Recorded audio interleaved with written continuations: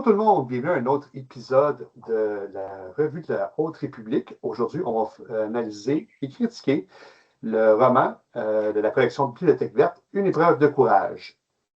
Aujourd'hui, avec moi, j'ai Marc, Jean de Star Wars en direct. Coucou, ça va? Ouais, monte ton chandail, Jean. Star Wars en direct. Ouais, Achetez les chandails, ils sont disponibles gratuitement contre une modique somme. Voilà. Pardon. Et on a un invité aujourd'hui, Jeffrey. Jeffrey qu'on a rencontré il n'y a pas longtemps dans un Starbucks à Granby, puis qu'il nous a agréablement surpris par ses très grandes connaissances de Star Wars, puis qui avait manifesté l'intérêt de faire des vidéos, des podcasts, donc on l'a invité. Tu parles un petit peu de toi, Jeffrey? Es-tu confortable avec ça? Oui, bien sûr. Bonjour Euh, déjà. Alors, moi, tout ce qui est podcast, ça commence à dater un peu, 10-15 ans, pas aussi vieux que Star Wars en direct quand même, mais j'ai commencé par des blogs qui parlent comics. Ces blogs m'ont permis de rencontrer Charles Soule, par exemple, qui était venu au Festival de la BD d'Angoulême, où à l'époque il était venu pour Lecteur 44. Et puis j'ai développé mon côté Occitanie Comics sur les réseaux sociaux, en podcast, sur Twitch et compagnie. Et puis après, j'ai basculé un peu sur Star Wars parce que ma grande passion de toujours, ça reste Star Wars. Et j'ai animé, par exemple, un Twitch pendant 1 ou 2 ans qui s'appelait le Débat Butte. Je trouvais ça marrant, le jeu de mots comme ça. Mais Ah, c'est Oh, rigolo. ouais, non, non, Ouais. non, c'est bien. Mais puis finalement, j'ai tout quitté j'ai tout arrêté depuis que je suis arrivé au Québec et je me suis dit pourquoi pas me relancer et je suis content quand vous m'invitez. Ça fait plaisir. Ah, mais nous aussi, ça te fait plaisir parce que tu as quand même un bon bagage qui va pouvoir beaucoup apporter à notre équipe, selon moi. Fait que je suis très content que tu aies accepté l'invitation. D'ailleurs, j'ai déjà interviewé pour la rencontre de la candidate Jeffrey. J'ai interviewé, je pense, cet automne, mais nous, on a c'est une fois par semaine, donc vous allez pouvoir le connaître davantage au mois de mars. C'est là que son entrevue va être diffusée.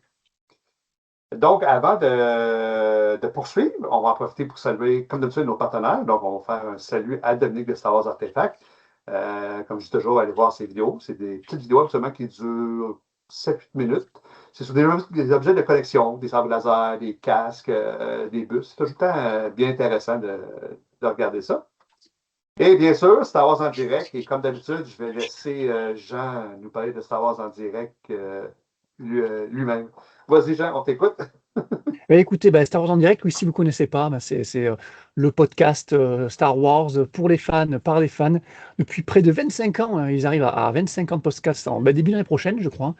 Donc c'est déjà un bon bout, un bon bout. Et puis on parle littérature, mais pas que sur Star Wars en direct. On parle séries, on parle de films quand il y en a. Il y en a un qui va sortir l'année prochaine, donc on va peut-être en parler. On parle donc, oui, romans, comics, tout ce que vous voulez. Des thématiques aussi, là, des thématiques musique très intéressantes aussi. Je ne sais pas si vous avez écouté les épisodes musique concoctés par notre ami Odd et Fred. C'est la team musique.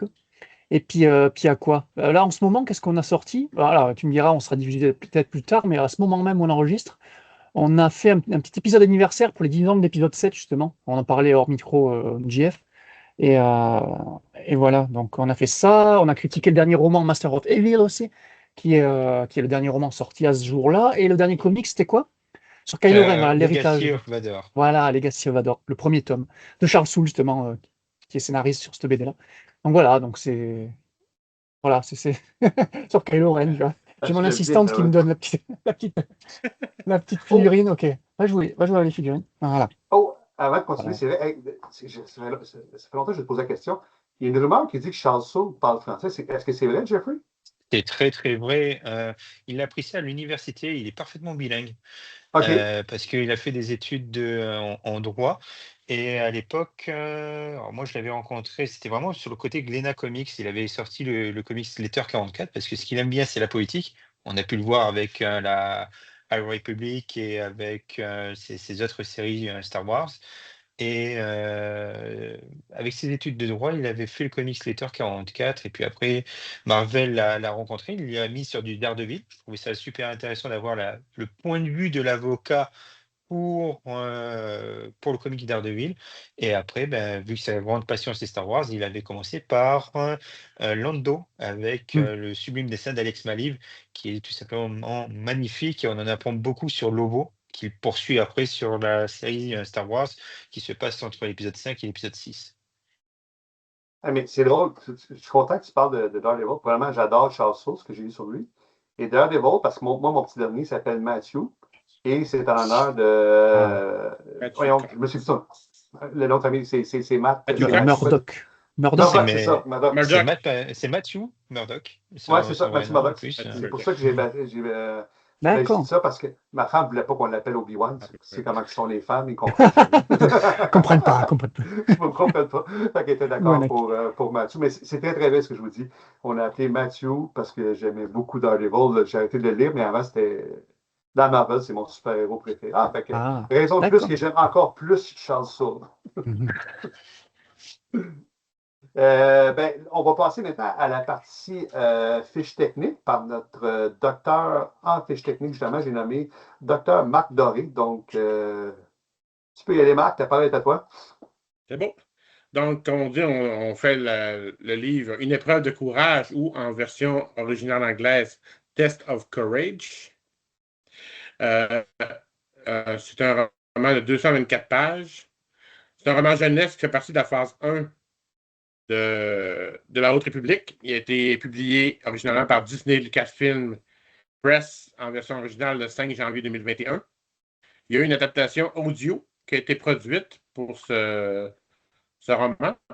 Et en France, il a été publié le 1er mars 2021 par la Bibliothèque verte. L'histoire se déroule un peu comme les autres 232 ans avant la bataille de Yavin. L'auteur, c'est Justine Ireland. Le traducteur, Julien Bétan. Et la couverture a été faite par Peter Antonson. Ah oui. Pour parler un peu d'eux, Justine Ireland, elle fait partie des 5 auteurs à la base de la Haute République et les 4 autres sont Charles Merci. Soule, Claudia Gray, Cameron Scott, George Mann. Ouais, c'est ouais. Daniel Roseholder, en fait, qui fait partie des 5 premiers. Et George Mann, lui, est venu après pour la phase 2. Mais les 5 tout premiers, ouais, il y avait Daniel Roseholder qu'on adore. Exact. Donc, c'est pour le gag. Justine Ireland, dans le fond, elle a participé à plusieurs productions, dont le roman junior Lando's Luck, Sparks of the Resistance, le livre, une petite histoire sur le début de Rebelle. Ouais, entre 8 et 9, là, c'était bien. Le roman The Acolyte Wayseeker, qui est paru pas tellement longtemps. Et puis, elle a participé dans un grand nombre de publications de la Haute République que nous allons voir dans les prochains mois. Autant en tant qu'auteur que de romans et aussi de BD et en manga. Donc, on la voit dans plusieurs choses, bien dans des nouvelles aussi. Et nouvelles aussi. Exactement. Le traducteur, c'est Julien Bétan. Donc, Julien Bétan est un essayiste et un traducteur français de science-fiction. Il a fait la traduction du roman Phasma, Le collectionneur. Ah oui. Et aussi les romans jeunesse de la Bibliothèque verte qui sont reliés à l'épisode 9, l'ascension de Skywalker, et des livres de la série de Mandalorian, qui reprenaient les épisodes Mandalorian. C'était elle aussi. Donc, il a fait énormément de publications de la Haute République. Donc, son nom va revenir très souvent. Et au niveau de la couverture, c'est Peter Antonson. C'est un illustrateur qui a participé aussi à plusieurs romans de la Haute République, dont le prochain roman jeunesse qui suivra, celui qu'on fait présentement, La Tour des Trompes de la Mort. Ça va être aussi lui qui l'a fait. OK. Mais il a fait aussi Mission Catastrophe, qu'on va voir plus tard dans les phases, La quête de la planète X et Sauvetage sur Valo. Et même il a fait les 2 suivants. Il a fait Attention Ah, au ouais, NMS, là, et le Valiant Vogue. En fait, il a fait quasiment tous les jeunesses de toute la Haute République, lui. Quasiment. Ok. Je crois qu'il y en a Même les qu'un livres sur. audio. Ouais. Même les Même les livres livres audio, il me audio. semble, C'est vrai. OK. pour la jeunesse. Ouais. Qui sont sur d'accord. Audible, là, ouais, effectivement. Donc, on Il a va un le style voir. vraiment stylé, vraiment très, très sympa, très coloré, très cartoon. Ouais, c'est Ils sont vrai. sympas, J'ai ces bien aimé. couvertures. Ouais. Parfait. Est-ce que tu sais dans quoi il travaillait auparavant ou tu fait cette chose particulière? Parce que je te demande parce que comme c'est la première fois qu'on entend parler. Ah, Donc, j'ai pas de temps. J'ai pas cherché hors Star mais Wars, bon, hein, à part Star OK. Wars. t'as tellement de connaissances générales. Je tentais Ouais. ma chance. Je Euh, sais pas si vous vous rappelez, il y avait des bouquins aussi, des bouquins, mais livres illustrés pour enfants. Là, c'est vraiment des petits fascicules de même pas 15 pages, quoi. Quand Hmm. tu ouvres ça, tu as un petit texte et tu as surtout une grosse illustration qui OK. résumait un petit peu Light of the Jedi et Rising Storm et Fallen Star. Il y en a eu trois, juste la phase 1. Il n'y a pas eu la phase 2, la phase 3, bizarrement. Et là aussi, ces illustrations, alors non seulement la couverture et les dessins de l'intérieur, parce qu'il y avait pas mal de dessins à l'intérieur du bouquin, ça a été fait par aussi ce même Peter Antonson, là. Ouais, Donc, parfait. voilà. Qui suivait Et, Bourriaga, surtout, pendant ces événements-là, quoi. parfait. Et pour le synopsis de l'éditeur, ouais. derrière la dernière page du livre, c'est plusieurs siècles avant l'Empire et le Premier Ordre, les Jedi sont à leur apogée et vivent un âge d'or connu sous le nom de la Haute République. Pour sa première mission en tant que chevalier Jedi, Vernestra s'attendait à autre chose que du babysitting à bord du luxueux Steady Wing.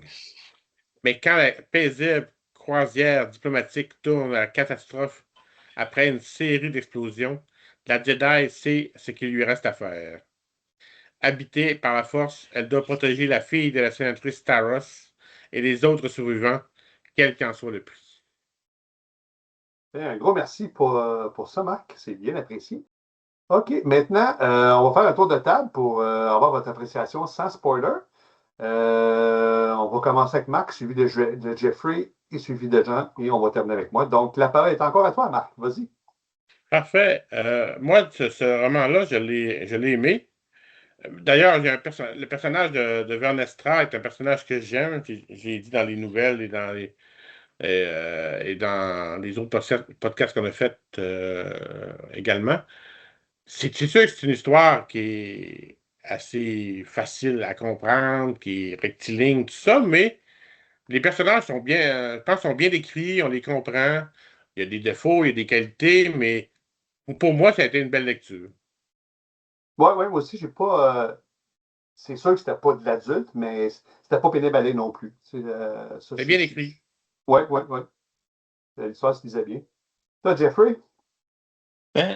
Oui, alors forcément, l'histoire va être rectiligne, mais on apprend vraiment à découvrir ce personnage que je pense que tout le monde apprécie. Je pense que c'est quasiment le personnage favori de tout le monde, au point qu'on la voit dans la série via Acolyte. C'est pas du spoil là-dessus. Et elle amène beaucoup de fraîcheur. Vraiment, Oui. on sent qu'elle est jeune, on sent à la 16 ans quand elle est intronisée en tant que chevalier Jedi. On sent toute cette fraîcheur du personnage qui découvre l'univers comme une adolescente qui a beaucoup de responsabilités. Et je trouve, malgré que l'histoire soit rectiligne, qu'on tombe c'est du Star Wars, on apprend des choses, on découvre des choses et j'aime bien. J'ai peur de trop en dire, donc je préfère Non, mais c'est couper là. correct. Tant que tu ne spoil pas, c'est correct. Là. C'est ton moment. Là, si tu veux acheter d'autres choses, j'aime pas, Jeffrey. Non, non, mais c'est à peu près. J'ai pas grand-chose à dire. J'ai plus à dire sur la partie spoiler en fait. OK, c'est pas, Parce OK, que pas de problème. j'ai peur vraiment, si tu veux, de trop en dire. Comme j'avais fait une remarque sur notre groupe Messenger Ah à Marc qui me oui! disait ah, j'étais pas tombé là, c'est Aïe, sur aïe, aïe. T'as spoilé la Marc. moitié du roman. T'as spoilé Marc, effectivement. Bon, Comme ça l'a ça, pas je me gêné. retiens. Ça n'a pas dû trop le gêner, quand même. Au final, ça a été le Marc. Le spoiler, c'était pas grave. Oui. Il t'a suivi une thérapie, mais c'est correct. Là. Il a passé à Moi, travers la j'oublie. médication et tout. C'est mon bon côté. Vas-y, Jean, c'est à toi. Bah, écoutez, déjà, je voulais te remercier, Jeff, et bah, toute l'équipe de Star Wars Littérature Québec pour nous permettre de faire une critique sur ce roman-là, parce que je sais pas si vous le savez ou pas, mais sur Star Wars en direct, avec Francis, notre ligne édito, tu vois, on peut pas tout faire, il y a trop qui sort en Star Wars, ça nous donnerait Ouais. on est déjà débordé et on veut pas, tu sais, inonder tout Star Wars en direct de littérature, déjà qu'on en a énormément. Donc imagine si on mettait les jeunesses en plus on fait les adultes, les young adultes, les mangas, les comics et tout et les spéciaux, enfin ça commence à être pas mal. Donc nous, on a décidé de pas faire les jeunesses, donc on n'a jamais publié de critique sur ce roman-là. Et tout ce qu'on faisait, c'est des petits WhatsApp en début d'émission où on disait ce qu'on pensait dans le livre jeunesse qu'on avait lu là juste avant de critiquer un gros bouquin, un plus gros bouquin. Donc là, je suis très content d'être parmi vous ce soir pour parler de ce bouquin parce que donc c'est le premier roman jeunesse de la Haute République et c'est la première. Ah non, non, c'est vrai que j'ai déjà lu Justin Ireland avec peut-être Lando's Luck et Spark of the Resistance, qui était très sympa, mais du jeunesse, encore une fois, c'est une autrice très jeunesse. Mais là, pour son premier roman, La Haute République, je dois dire que j'ai adoré, comme vous, j'ai adoré que ce soit le niveau écriture, c'est très simple à lire, c'est parfait pour les plus jeunes.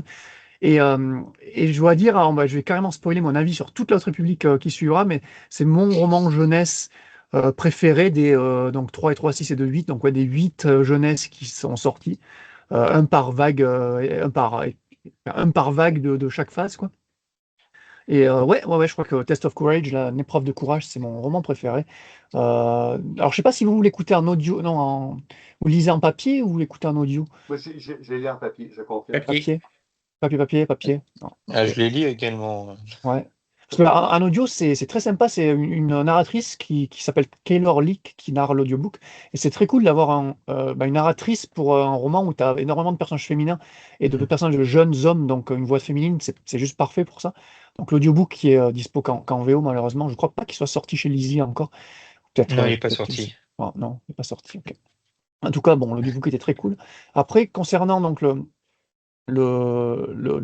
contenu du bouquin, comme tu disais, Jeff, Vernestra, dans ce livre, qui deviendra peut-être un des personnages les plus marquants de notre République et un des personnages favoris de beaucoup, comme tu le disais, moi, c'est un des personnages que j'adore de cette ère-là. Peut-être pas mon préféré, mais dans le top 3, top 5 peut-être.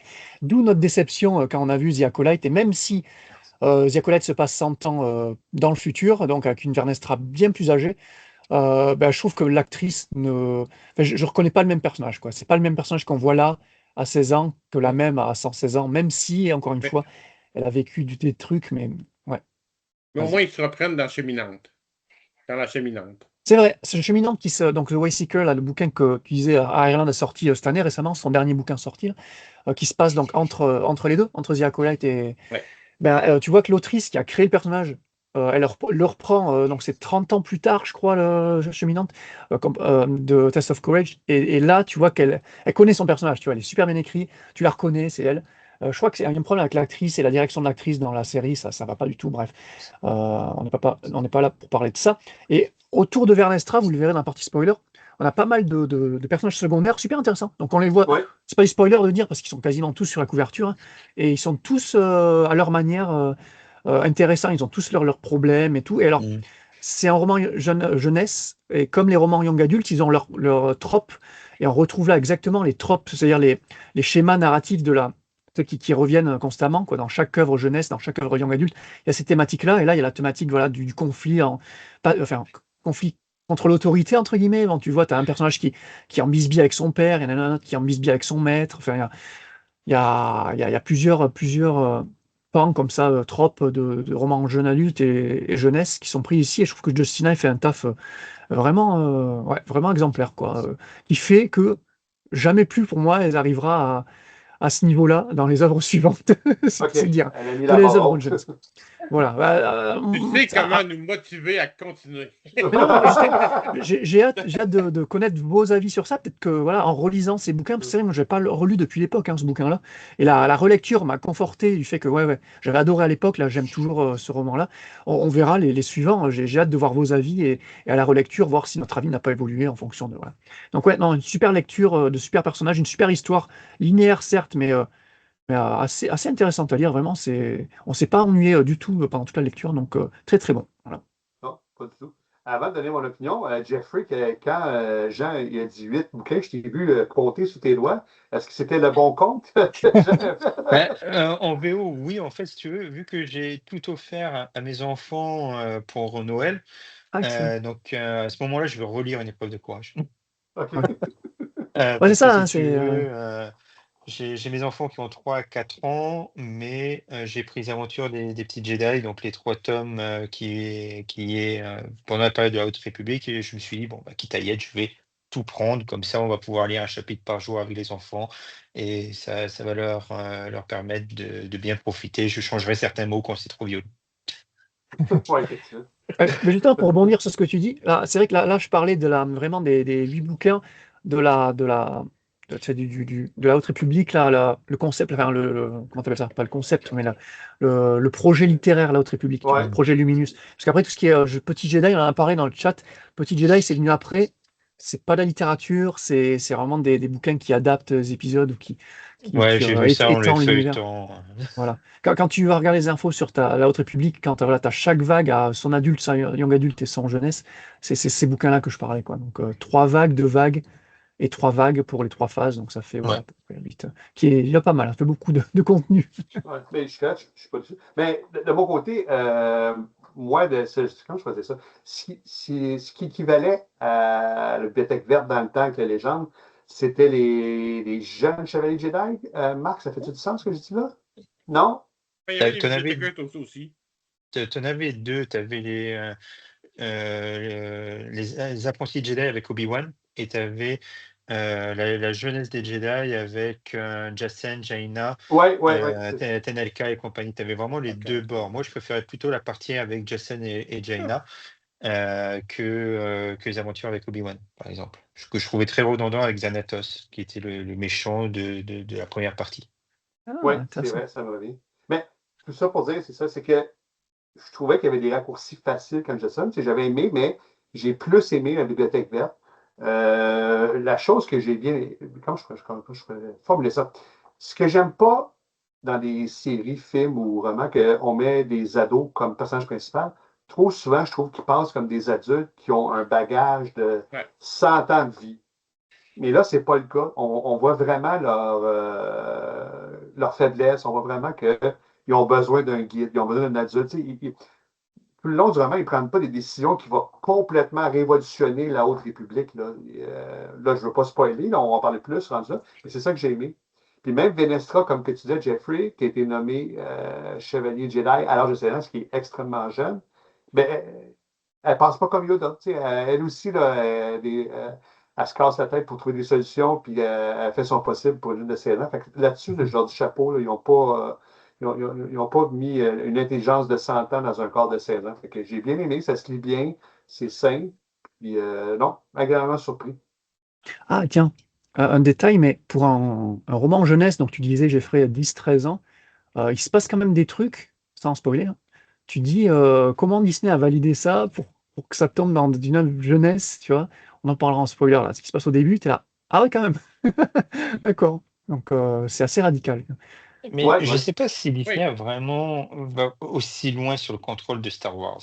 Je pense que tout ce qui est roman, ils le passent à côté, ils vont plus se concentrer sur les comics. Oui, parce que bah, c'est Marvel et compagnie, donc c'est facile d'avoir une communication. Je pense que les romans, ils s'en moquent un peu, en disant, oh, Ouais. ça c'est vraiment pour les fanatiques. Ça veut dire quoi, Marc? Ouais, c'est facile à lire. Puis l'histoire, c'est vrai que te demandes s'ils lisent tout. Ouais, c'est donc, les gens qui ne veulent pas être spoilés, c'est le moment de quitter. Sinon, attendez quelques secondes. Jean va poursuivre. Tu peux y aller, Jean. Ok, merci JF. Ben, on commence avec 2 Nihil, donc qui s'appellent Clinis et Guishi. Et leur tâche va être d'infiltrer, de saboter et de faire exploser le Steady Wing, qui est un vaisseau rempli notamment de diplomates, entre autres, hein, et qui part, donc ce vaisseau, de Port Elip dans le secteur d'Alnan pour se rendre à la Starlight Beacon, donc le flambeau stellaire. Flambeau Voilà, stellaire. voilà, Ouais. ouais, corrigez-moi avec tous les anglicismes, allez-y, hein, n'hésitez pas. On retrouve dans ce vaisseau Vernestra Rwoh, notre héroïne principale. Donc là, elle a 16 ans et c'est la plus jeune Jedi sacrée chevalier de Jedi, donc à 15 ans, un an plus tôt. Elle va devoir, comme baby-sitter Avon Starros, qui est donc la fille d'une sénatrice de la République, Ghira Starros. Avon, qui est encore plus jeune, encore de 1 ou 2 ans plus jeune que Vernestra, et qui est assez faiseuse de troubles, hein, au départ en tout cas. Elle est accompagnée de son droïde J6, J6, pardon, je mixe les deux, J6 ou J6. Les deux jeunes filles vont se rendre donc sur Starlight Beacon pour la cérémonie d'inauguration de la station. À noter que très vite, Avon est caractérisée comme une génie, hein. Elle est génie scientifique, génie de la mécanique, bref, une vraie petite Anakin en quelque sorte. Ouais, c'est vrai. Sans la force, donc c'est pas une forceuse par contre. On nous introduit aussi un maître Jedi, donc c'est Douglas Sunvale et son padawan Imri Kantaros, qui accompagne l'ambassadeur Welf de la planète Dalna, qui lui-même a un fils du nom d'Honesty Welf. À savoir que la planète Dalna, et donc les Dalnan, justement, sont intéressés pour rejoindre la République, mais à ce moment-là de l'histoire, c'est une planète encore indépendante.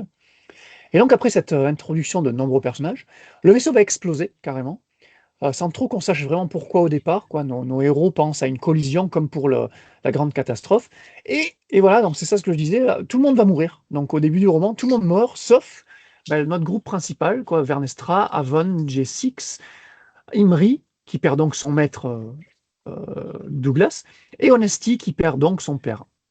Donc le groupe s'échappe dans une navette sans vitesse lumière et sans pouvoir communiquer avec quiconque. Ils vont crash-lander sur une lune du secteur d'Alnan du nom de Wevo. Ils vont y découvrir une jungle luxuriante, là, mais qui a un terrible secret, c'est que toutes les nuits, une pluie acide s'abat sur la planète. Donc ça, c'est pas cool. Le groupe va donc se réfugier dans une grotte. Durant leur aventure, ils vont apprendre un peu tous à se connaître, là. Ils ont tous des problèmes personnels, hein, des traumas, des bagages émotionnels plus ou moins importants. Par exemple, Avon, elle a un problème avec sa mère. Honesty et Imri, ils ont tous les deux perdu leur père et leur maître. Sachant que voilà, maître Douglas, pour Imri, c'était un peu comme son père, quoi. Il avait une grosse connexion dans la force avec son maître. Et là, voilà, il a plus. Honesty, il s'en veut terriblement, parce que la dernière interaction qu'il a avec son père, c'est une engueulade. Et là, il regrette et tout. Donc, beaucoup d'émotions là, à ce moment-là. Et on ne l'a pas dit au départ, mais c'est vrai qu'Imri, en parlant d'émotions, lui, il a un don supplémentaire via la force. Il est comme ultra empathique. En fait, il ressent les émotions des gens autour de lui et elles se reflètent en lui. Donc, en plus voilà, de la peine qu'il a d'avoir perdu son maître adoré, et il doit comme absorber celle de Honesty, la peine qu'il a d'avoir perdu son père, quoi. Et cela va causer en lui un léger basculement vers le côté obscur, sans que lui-même s'en aperçoive vraiment. Car oui, en plus de ses ressentiments, donc la tristesse, la peine, tout ça, mais aussi la colère, tu vois, Imri, il va aussi ressentir une certaine jalousie vis-à-vis de Vernestra, qui, on l'a dit, est comme la première de la classe, tu vois, une Jedi extrêmement douée pour son âge. Elle est que 2 ans plus âgée qu'Imri, elle est déjà chevalier Jedi. Imri, lui, que Padawan. Et en plus de ça, Imri va découvrir que Vernestra a une espèce de, pas une espèce, un sabre laser particulier, qui est un fouet laser que Vernestra a construit en modifiant son sabre laser de base, suite à une vision qu'elle a eue de la Force. Et le résultat, donc un fouet laser, donc a assez troublé quand même Vernestra, qu'il l'a dit à personne, donc elle a gardé ce détail secret, parce que elle pense que ce type d'arme est lié quand même au côté obscur. Tu vois, on mentionne le fait que ce sont les Sœurs de la Nuit qui manient le fouet laser, Ouais. et que dans le temps jadis, les Jedi l'utilisaient contre les Sith pendant la Grande Guerre Sith, tu vois, donc elle n'ose pas trop en parler, et là elle va le montrer à Imri. Donc Imri, c'est le premier à vraiment witness le sabre de Vernestra. Bref, en explorant la planète, ils vont tomber sur les deux Nihil du début, donc Clinith et Guichi, là, qui sont les responsables de l'explosion du Steady Wing et de la mort de tous les passagers. Nous, l'acteur, on le savait déjà, mais là, c'est là que les enfants vont le découvrir. Ils vont découvrir ici que les Nihil, encore très mystérieux à cette époque-là, en fait, même les Jedi n'ont même pas le nom Nihil en bouche, quoi. C'est vraiment des pirates pour eux.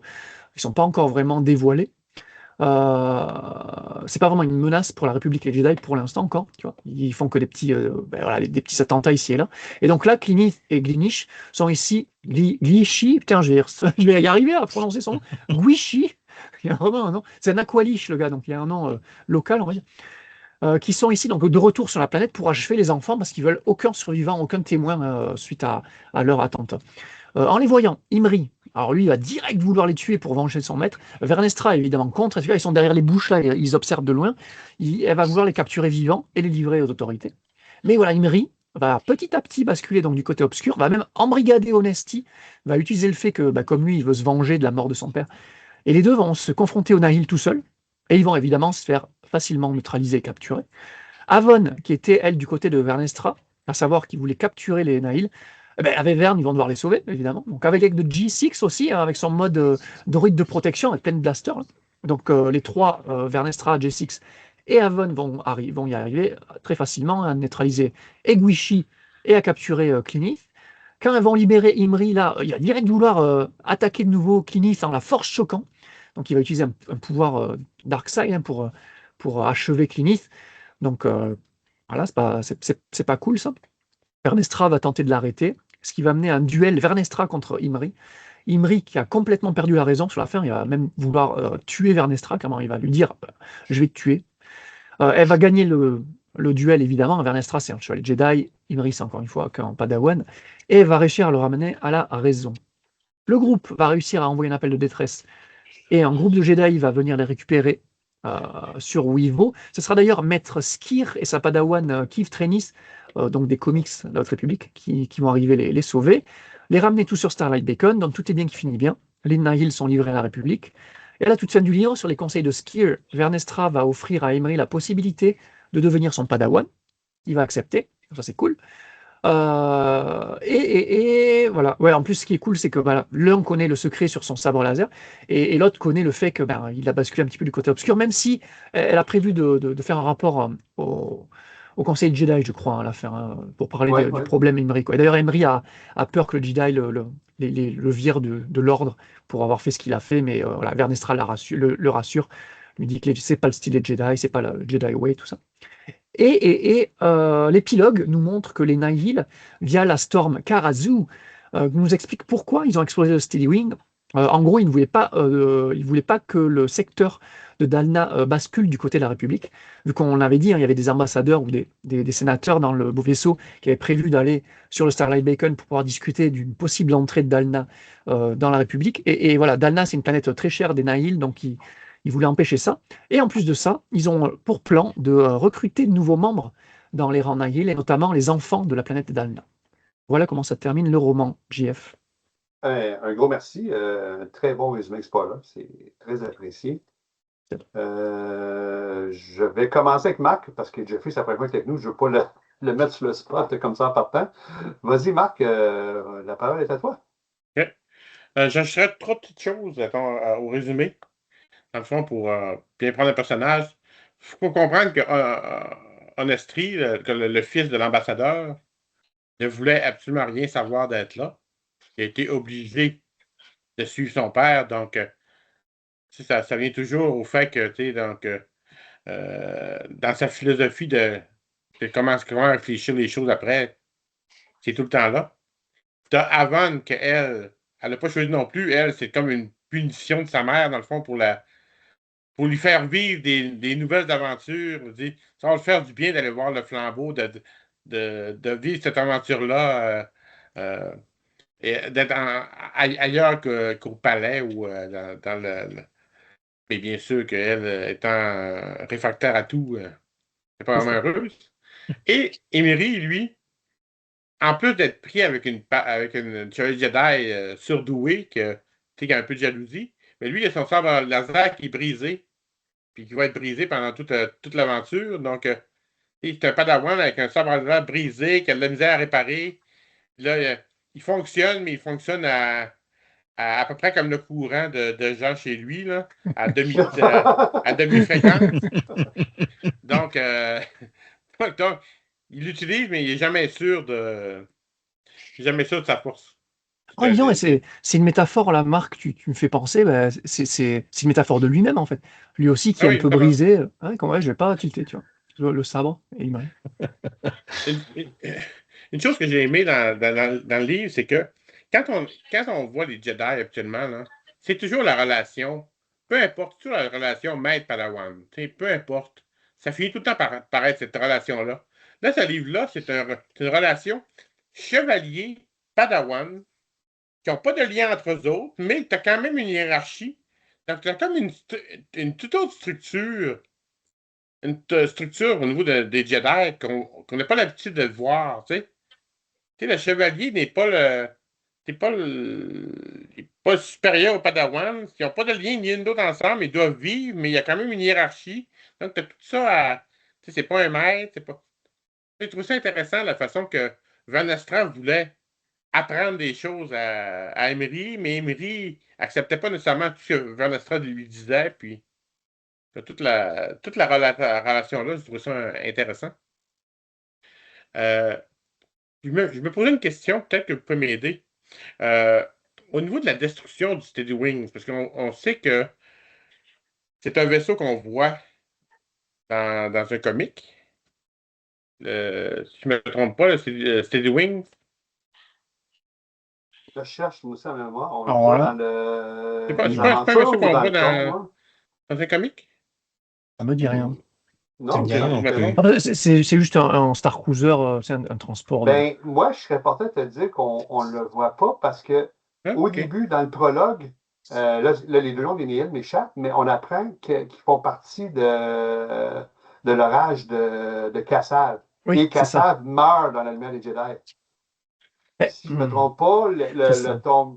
le tome 1 de les aventures ou la Haute République, un ou l'autre, ça se passe un peu après ou vers la fin de la lumière des Jedi. Fait que Ouais. je pense pas qu'on va voir le Steady Wing, à moins que je me trompe. Là. OK, mais j'ai peut-être mélangé deux noms de vaisseaux. OK. Ouais, je pense qu'il est exclusif à ce bouquin, parce que, ouais, comme tu disais, Jeff, ces aventures se passent un peu après et aussi pendant Light of the Jedi. Ouais. De la Oui, parce Kassav que n'est ça pas se termine encore toujours de la mort. même manière. Pardon, excuse-moi, mais je crois que Vas-y, de vas-y. mémoire, ça se termine toujours de la même manière. Il se termine toujours au niveau du flambeau au moment de la cérémonie. Ouais, C'est c'est ça. vrai. C'est ça. Donc, Oui. ça se passe pendant. Tout est pas en parallèle, en fait, Ouais. sur la première Ouais. phase, et ça, c'est cool. Parce Oui, que c'est ce que j'ai aimé de cette aventure, ce projet de la Haute République, là, tout le multimédia. Là. Et Ça, tout est c'est lié. Hein. génial. Ouais, Ouais, ouais. c'est pas mal. OK. D'abord, j'avais pensé que c'était le même vaisseau que dans la BD qu'on a fait, tome 1, avec les Drengir. Je pensais que c'était le vaisseau où il y avait la hotte. Non, non, non, non, non, non, non. Non, c'était pas lui. Non, moi, c'est le vaisseauette, c'est un vaisseauette. Là, c'est vraiment un vaisseau de la République OK, c'est mon, de transport. c'est mon erreur. Euh, Euh, ouais, non, là, je te confirme, là, c'est juste. Il sera mentionné plus tard dans notre roman, mais il est apparu que OK, dans le test de courage. OK. Parfait. Non, mais comme tu dis, au niveau de l'histoire, moi, j'ai vraiment aimé vraiment toutes les interactions entre les Ouais. personnages. Un peu comme tu sais, Jean-François, c'est des ados et ils agissent comme des ados. Ça j'ai beaucoup aimé ça. Mm. Le manque d'assurance. Ouais, Tu sais, carrément ça. Là. t'as trois ados, puis une plus jeune, seule sur une planète, avec de la pluie acide. Tu dis, tu dis, la prise de décision n'est pas facile. Tu sais, ils s'assinent ensemble, c'est pas facile. Donc, c'est vraiment le fun de voir le personnage. Et on s'attache aussi au le personnage d'Avon Staros.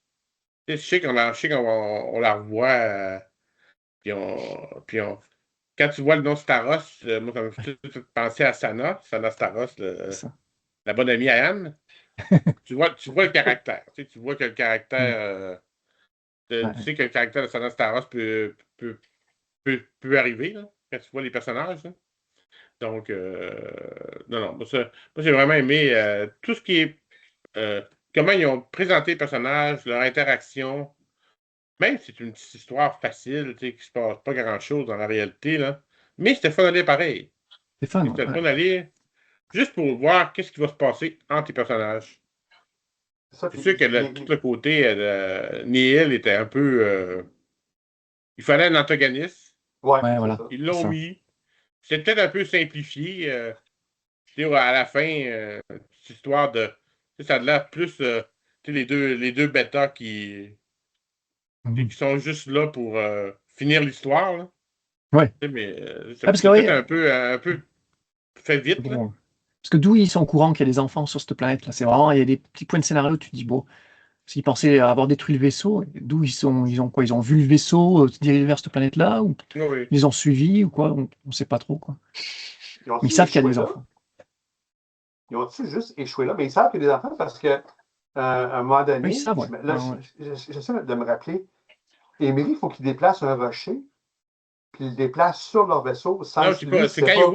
quand ils ouvrent la grotte. Ils ont tenté de racheter pour ouvrir la Oui, grotte. Mais ils l'ont fait dévaler la pente.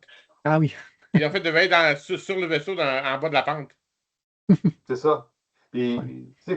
comme tu disais, c'est des anneaux. Moi, j'ai trouvé ça bien parce que là, je ne veux pas trop parler parce que je veux laisser parler à vous autres avant d'en dire plus, mais ils savent que les Nihils sont pas loin là, mais les cartes, ils ne savent pas comment s'y prendre. Il faut les neutraliser, mais tu sais qu'il y a des ados, comment on fait ça? Puis ils ont peur, les Nihils. Tu sais, c'est ça qui est le fun, c'est ils n'ont pas agi OK, comme William. Hey, on va y aller avec le sable, et bling blang, c'est fait. Non, c'était tous des petits problèmes quand comme ça dans l'espace. Puis ils n'ont plus l'hyperespace avec le vaisseau, ça a été neutralisé.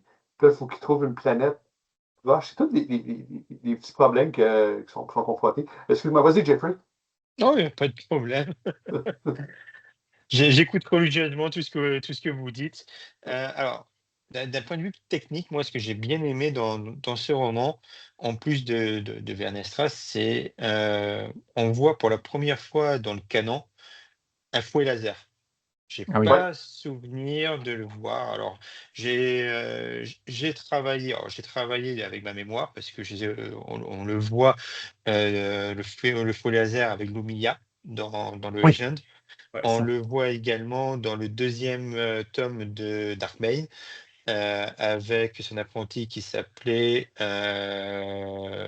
Gitani ou Gitani, je sais plus, je sais pas comment le prolonger. Donc c'était dans les règles de 2 de Drew Karfyshyn, qui se passait moins 1000 ans avant la bataille de Yavin. Donc j'étais content de revoir le fouet laser et c'est vrai que c'est toujours lié au mythe du site et Là, c'est j'avais cool. bien aimé de voir cette utilisation qu'on a pu voir une fois dans Acolyte. Donc ça m'avait fait plaisir, c'est peut-être la meilleure scène avec Werner Stra Ah, tu dans The trouves? Acolyte. On pourra en parler hors antenne. Ouais. Justement, on s'entendait tous à avoir une scène de Hey, fou avec son. vas-y, Jeffrey. Donc c'est vrai que de retrouver le fouet laser, en même temps, quand je faisais mes recherches, je me suis un peu aidé de ChatGPT parce que j'ai une bonne mémoire de Star Wars, mais je me souvenais d'une aventure avec Obi-Wan dans sa jeunesse, donc dans la série de Pocket Junior à l'époque, où il rencontrait une chasseuse de primes avec un fouet laser. Mais la subtilité est très fine. En fait, c'était un fouet laser énergétique. Là, la particularité des Sith, comme des Jedi, c'est qu'ils ont un kyber. Enfin, dans les jeunes, c'était un kyber, c'était pas vraiment un kyber, c'était un cristal synthétique, parce qu'ils ne faisaient pas saigner le cristal. Mais de voir vraiment cette nuance avec le kyber, ça donne un fouet laser beaucoup plus puissant théoriquement qu'un fouet énergétique. Donc, j'ai beaucoup aimé ce genre de choses.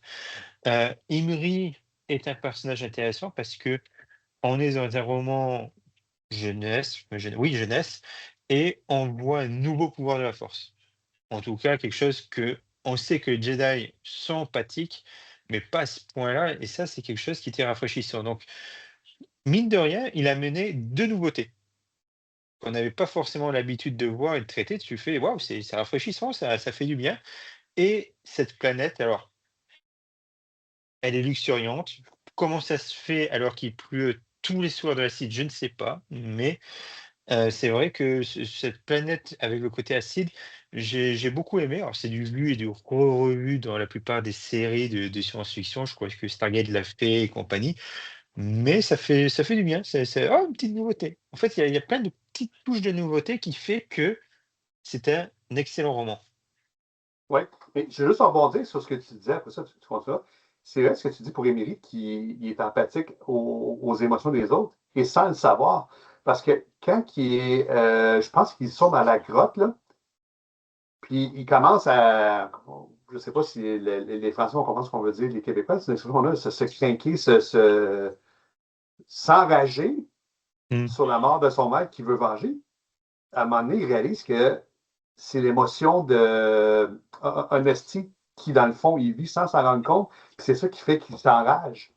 C'est comme ça aussi qui peut convaincre Honesty de l'accompagner pour aller tuer Néhit. Je ne sais pas si vous vous souvenez de cette séquence-là. Là.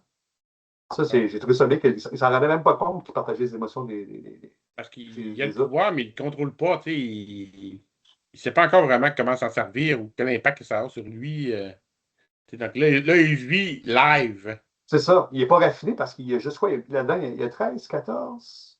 C'est 14 ans. Ouais, entre 13 et 14 ans. 14, Ouais, 13, ouais. 14. Il y a 2 ans d'écart. Et après, également, un autre personnage qui fait du bien et qui est rafraîchissant, parce qu'on voit d'un point de vue très très jeune, ça va être Evan Starros qui va vraiment être ce lien qui va faire que des enfants de 10-12 ans vont s'identifier plus en Imri et Starros qu'en Vernestra. Et ce côté technologique, je la comparerais pas forcément à Anakin parce que je pense qu'elle est meilleure qu'Anakin. Et on le voit plus tard. Donc là, c'est pas du spoil sur le roman, c'est du spoil sur la phase 3. OK. Et là, ça devient frustrant encore. On en reparlera dans quelques semaines. Mais j'aime bien ce que tu dis, c'est vrai que les ados vont s'identifier à elle, à cause justement du côté technologie, puis son petit côté rebelle aussi de pas tout le temps suivre l'autorité, même, je sais pas si c'est assez que ça veut dire autorité, là, mais une affaire à sa tête, ça, je pense, ça va aller chercher les ados aussi. C'est un bon point, ça, Jeffrey, que tu amènes sur ce personnage-là. Je sais pas ce que vous en pensez, vous autres, les gars. Oui, parce qu'on nous dit qu'elle a déjà fugué. Donc Ouais. déjà, elle a toujours en conflit avec sa mère. Sa mère l'envoie voilà, sur Starlight Beacon pour rencontrer ce scientifique-là. Et là, encore une fois, c'est compliqué de ne pas spoiler, Jeffrey, parce que voilà, conflit avec sa mère. Disons que c'est un des romans où elle s'entend encore relativement bien avec sa mère. Ah, OK, bon, le fait Voilà. ça venait, Donc, Marc. comparé au reste, donc on va arrêter là. Mais ouais, non, c'était un super personnage, vraiment. Et puis tu vois toute sa dévolution. Voilà, c'est la première apparition du personnage. Tu as ce lien avec Sana que voilà, t'as voilà, dans un coin de ta tête. Ouais, c'est Et vraiment. j'avais même pas réalisé. J'ai réalisé là maintenant qu'on vous en avez parlé, Ouais. parce que pour moi c'était quasiment tu vois, une famille inédite. J'avais oublié le lien avec la femme de Anne, ils auraient pu d'ailleurs utiliser dans le film Solo, mais bon, là c'est notre Ouais. débat. Mais ouais, après, si vous n'avez pas vu la série Star Wars, moi j'ai plus la copine à Dr. Afra aussi, c'est une pote à Dr. Afra et Ouais. elle est présente dans beaucoup de ces comics-là, en plus de oui, d'être la femme, la fausse femme de Han Solo, enfin, ou la femme temporaire, enfin, bref. Mais ouais, non, c'est très cool, surtout qu'il y a, tu sais, elle, vous l'aviez dit, hein, c'est un électron libre, vraiment, quoi. Elle est au taquet tout le temps, et vraiment, elle n'arrête pas. Mais c'est une façade aussi. C'est une façade parce qu'elle a des traumas, elle a des problèmes aussi familiaux, mais elle les cache. Alors que, comment il s'appelle? Harmony? C'est Harmony qui s'appelle? Non, Honesty, pardon. Honesty, lui c'est l'inverse, tu vois. Lui, ses émotions, il les montre et on va le revoir plusieurs fois en train de pleurer pendant le bouquin. Et c'était vraiment des passages très, très émouvants. Moi, franchement, il m'a touché, le petit Honesty. Et en même temps, Ouais. il est formé pour être guerrier. Oui, c'est vrai. Oui, Oui, c'est c'est vrai vrai. qu'on l'a pas mentionné ça, Il mais est comme pas à sa place. voilà. Tu sens que depuis le début de sa vie, il est pas à sa place. Là, C'est ça. Parce que voilà, Avon, c'est l'aventurière. Enfin, elle veut partir à l'aventure, elle va observer. C'est la scientifique qui veut absolument aller sur le terrain. Et lui, c'est dans l'opposé. un carcan. Ouais, lui, il veut rester chez lui et sur Dana. Il veut faire sa formation. Il veut être médic. Oui, tu disais dans l'armée de la planète. Et il veut pas se voyager. Pas Il veut rien. sortir, pas Voilà. partir. Elle se fout des règles. Lui, il veut des règles et des consignes pour rester. Donc c'est sympa la petite opposition entre les deux. Et justement, une relation pas amoureuse, mais tu sens qu'il y a une certaine relation qui pourrait arriver entre eux deux. C'est pas mal. Mais c'est drôle ce que tu dis là, parce que tu dis, lui, il a besoin de son carcan, il a besoin d'être entouré de règles. Mais je pense que sur les quatre, les trois sont comme ça. Ils sont complètement démunis. On dirait qu'il y a juste Avon, qui, elle, est bien à l'aise là-dedans. Puis même que quand Vanessa a le dos tourné, elle va réactiver, je ne sais pas, dans souvenir, deux petits droïdes explorateurs, je pense, ou éclaireurs. Elle n'y en a pas de problème. Elle a l'air bien à l'aise là-dedans, Ouais. justement, parce que elle est habituée d'être électronique, comme tu dis. Donc, Oui, ça aussi. mais on voit pendant une grande partie du livre, tu sais, elle fanfaronne, tu sais, elle fait son ado libre et révolté. Mais à un moment donné, elle se rend compte que quand elle commence à aller mal aller, elle a besoin de Venestra. Là, Ouais. tu sais. Là, à un moment, elle baisse de niveau. Puis là, elle commence à se rattacher à Venestra, à penser comme elle, à se mettre de son côté. Tu sais, donc, elle se rend compte qu'elle a besoin d'elle actuellement. Là, tu sais. Ouais. Mhm. Tu sais, elle n'est plus aussi comptable. Là, tu sais. Mhm. Ouais. Elle réalise. Mais Verne, parce que c'est comme ça qu'elle surnomme Ouais. Vernestra, Elle aime pas ça, Vanessa. elle déteste ça, elle déteste toujours autant ça plus tard. Mais c'est vrai qu'elle s'inspire beaucoup de Verne et Verne va l'aider à mûrir et à passer ce cap. Ouais. Ouais, Verne, c'est un peu la maman de tout ce petit groupe, hein. C'est qui prend en charge un peu vraiment tout. Puis sans nous spoiler, je vous avertis, Jeffrey puis Jean. Elle meurt à la fin. Dans le roman, elle a une grande fascination pour les cristaux Kyber. Ah oui, c'est vrai ça. Ouais. Est-ce que ça nous spoilait, je répète? Est-ce que ça Pose la revient plus question. tard, cette fascination-là? Oui, en fait, elle, c'est une scientifique qui se spécialise, entre guillemets, dans les cristaux Kyber. Donc, ouais, elle a un intérêt pour les sabres laser. Donc, à chaque fois, elle va demander à Verne. Verne va lui dire non, non, non, à chaque fois. Alors, non seulement qu'elle n'est pas censée le faire en tant que Jedi, mais en plus, elle a un ça particulier. Mais Imri, par contre, va bien lui expliquer comment ça marche, tout ça. Et ouais, à la fin, pareil, c'est pas là où elle pique, elle va voler le sabre laser cassé de Emery du sac de Vernestral, je crois, hein, pour, à la ça me toute dit fin, non? quelque chose. Je sais plus si J'ai c'est. un blanc de mémoire. Elle le prend, non? Elle le Je pense vole qu'elle pas Je sais plus. pour l'étudier? Non, parce que Non? Vanessa, je pense pas qu'elle a jamais accepté. C'est peut-être celui d'Emery. Emery, elle a réussi à le voir un peu. Là. Ouais, parce qu'il accepte, ça, je m'en souviens. Ouais. Je pense pas qu'elle Je sais le prenne dans plus. ses mains, je pense pas. Ouais. Non. Bon, en tout cas, oui, oui.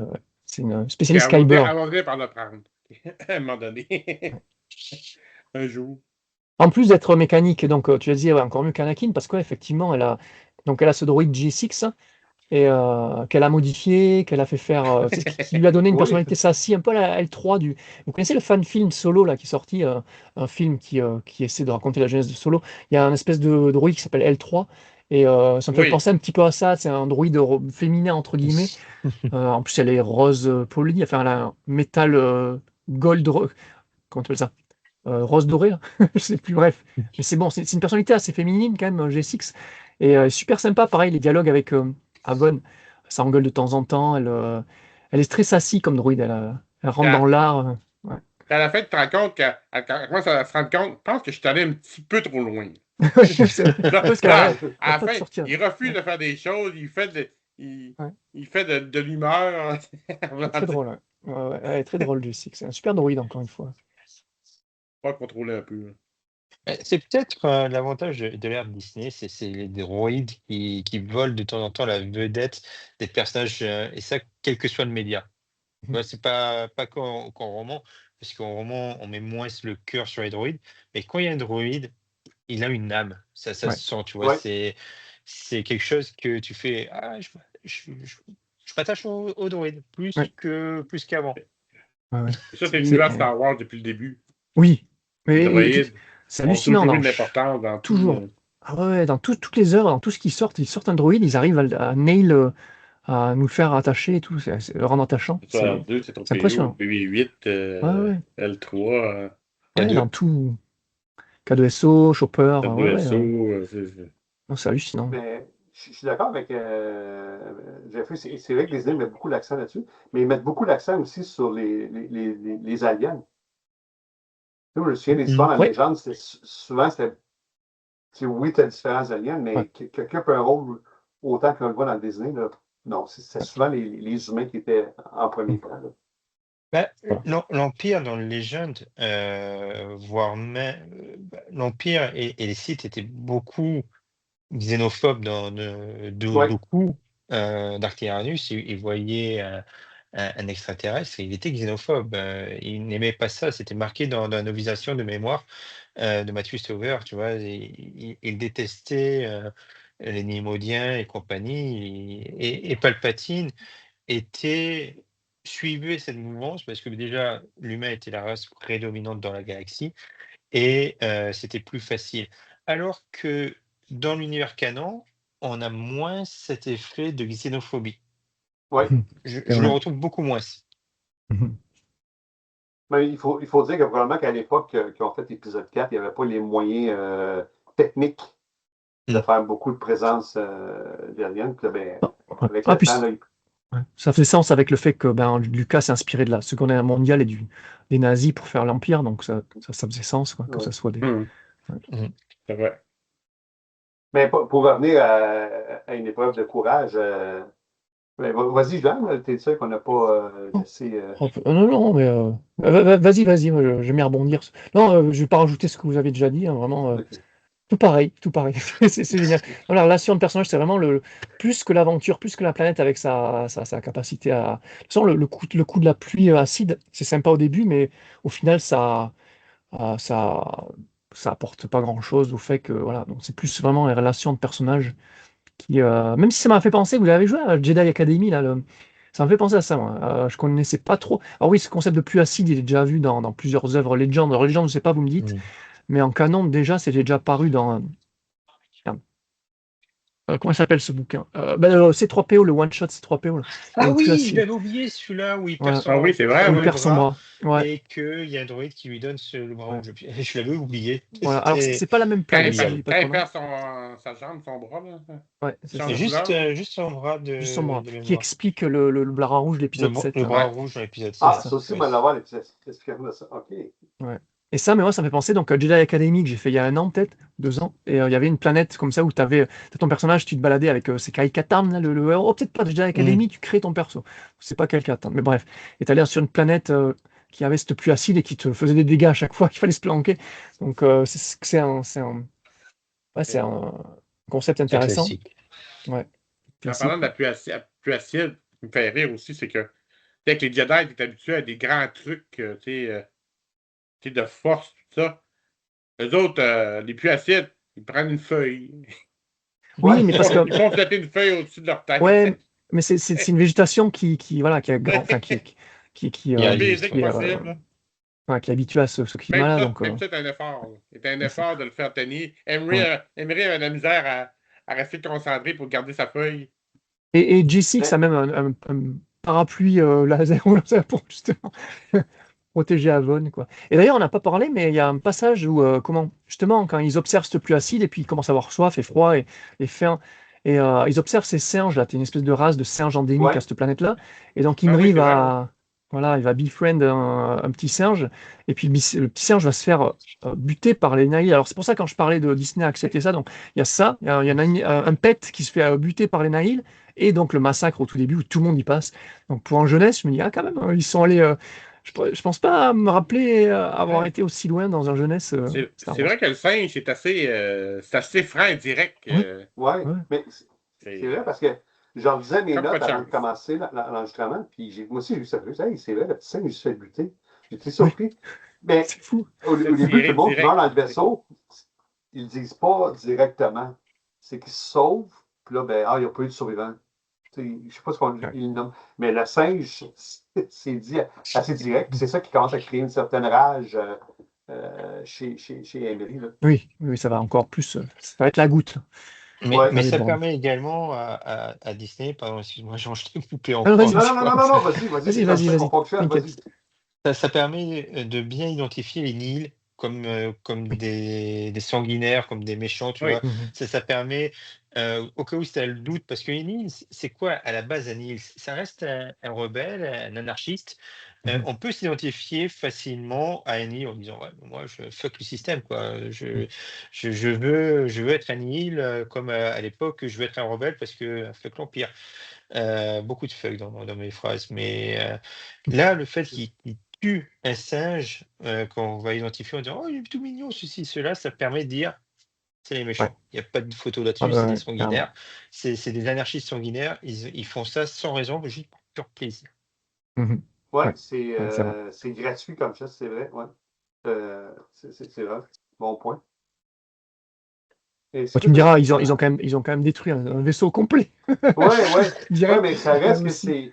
c'est. Ouais, ouais. On sait qu'ils C'est hors champ, peut-être, sabotent, ouais.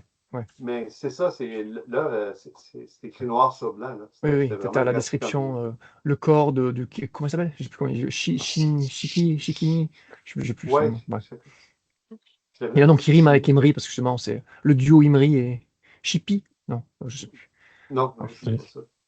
Le Et fait Ah, que pareil, tu vois, Chéri! ah, Chéri, voilà, Chéri. Chérie, c'est ça, ouais, Chérie, oui. Ouais, exactement. CHIRI. Puis c'est le ça. fait en en qu'on sache que tout le monde meurt, c'est juste parce que les Jedi, dans le fond, Ressentent, ouais, ne sont plus capables de sentir c'est ça. aucune voix, aucune force Ouais, c'est alentour ça. d'eux. Donc, comme ça, ils sont tout seuls avec le vaisseau dans le coin. S'il y a 20 personnes, c'est que tout le monde est mort. Ah, puis, Ouais. l'autre chose aussi qui était bien, c'est qu'il nous montre comment que les Halos vivent le deuil. En fait, il y a juste Avon qui ne vit pas de deuil parce que sa mère n'était pas à bord du vaisseau. Celle qui servait comme de surveillante La druide était là, Venestra là. Fait que c'est elle qui se retrouve pas en deuil, qui se retrouve le moins, comment je pourrais dire ça, touchée par Oui, c'est vrai. le sabotage de Ouais. l'assaut. Mais les deux gars, Emery et Honesty, eux, sont vraiment affectés. Là. Honesty, parce que la dernière fois qu'il a parlé à son père, c'était une chicane. Fait que tu vois qu'il cherche, il y a des regrets. Ah, c'est fou, ça m'a tué, ça, hein. Oh, le fait Ah d'avoir oui, perdu sa dernière interaction avec son père, c'est une dispute alors qu'il déteste pas plus que ça, tu vois. C'est que là, ils étaient pas sur. Oh là Non, là, c'est tellement triste, tellement c'est une, triste. une relation pas autoritaire, mais Non, là, son père n'a pas c'est l'air d'être un. l'ambassadeur a un fils, donc Ouais, c'est ça. c'est une lignée politique, là, si on peut dire. Mais il n'était pas Un peu ce contre que ça de peut faire. être, là. Voilà, il avait sa voix, Honesty, et son père n'était pas contre. Alors s'il lui disait, ouais, il va falloir quand même que tu. Mais, euh, mais je me demande, non, il n'allait pas l'empêcher carrément de faire ce qu'il voulait faire, tu vois. Enfin, c'était assez noble quand même d'être, Ouais, faire partie de l'armée il faire d'Alnam. vivre Ouais, pour le voir grandir, dans le fond, lui donner ouais. de l'expérience, de la vie. Ouais, voilà, ça, c'était juste une expérience pour lui.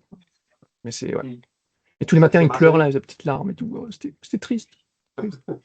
Tu chialais, comme tu disais au début, Bah, on était là. ouais, voilà. Je suis pas allé jusqu'à chialer, mais enfin jusqu'à pleurer. Mais ça t'avait un petit. J'étais quand même triste pour lui, tu vois. Moi aussi, j'étais un peu comme Emery, j'avais un peu d'empathie pour ce personnage-là, tu vois. Alors, juste te mettre en contexte, Jeffrey, c'est quand j'avais fait l'interview avec Jean, là, il me parlait de lui, il disait, ah, je chialais, je chialais. Là, à un moment donné, j'ai arrêté Jean, j'ai dit, qu'est-ce que ça veut dire, chialer? Parce qu'au Québec, quelqu'un qui chiale, c'est quelqu'un qui se plaint. Oui, Puis là, oui, je disais, oui. vraiment, tu parles. J'ai comme l'impression que c'est quelqu'un qui parle. Oui, c'est ça, là, c'est pleurer. Tu sais, j'ai aimé le livre, mais j'ai chialé, ça ne marchait Ça. pas. C'est pour ça que j'ai fait un petit inside avec ça. Ah, Puis, mais un coup sous-titré, là, on l'a compris. on l'a compris, oui. Mais par rapport au deuil, Émilie, mais ils disent que c'est une personne qui n'a pas beaucoup confiance en lui, puis que Maître Douglas avait beaucoup, beaucoup travaillé sa confiance en lui. Il avait montré que, regarde, tu es capable de choses et tout. Fait que quand il meurt, là, il perd tout ça. Là, mais Ouais, c'est j'étais fou ça supposé, aussi. j'étais supposé être Jedi, j'étais supposé. Là, là, dans sa tête, ça ne marchera plus. Parce qu'il n'y a plus de guide, il n'y a plus personne Oui. pour le pousser Ben, dans ses talents. quand tu Oui, deviens vas-y, Marc. Padawan, tu sais, quand tu deviens Padawan, tu t'attends que ton maître va t'amener à la chevalerie, tu sais, à devenir chevalier Jedi. Donc, Ouais. de perdre le lien avant d'y être arrivé, Ouais. ça va être un choc, là, parce que depuis que tu es né, depuis que tu as Ouais. été choisi Padawan, que tu as une personne importante dans ta vie Oui, c'est vrai. qui t'amène à grandir, puis là, tu perds d'un coup. Fait que Surtout que. là-dessus, je trouve qu'ils l'ont pas bâclé. Ils ont vraiment montré le deuil, puis ils ont vraiment montré qu'il est affecté à part avant. Parce que même Venestra est affecté, pas autant qu'Émilie, mais est affecté aussi par la mort de Maître de Glace. Non, parce Ouais. que il y avait quand même il y avait quand même un lien entre les deux, parce que Douglas l'appelait aussi Vern. Ouais. Ouais. Mais Donc, je crois qu'il y a ils son ont fait, maître également ont fait plusieurs qui. missions ensemble où ils se sont côtoyés beaucoup dans le passé, probablement. Ouais, puis elle est quand même très connue, quoi. C'est la plus jeune Jedi à être passée les Trials. Et puis c'était la Padawan de De Stellan. Stan Gios, Ouais, justement, Voilà, c'est ce que je voulais dire, on l'avait pas Hélène, là. encore évoqué.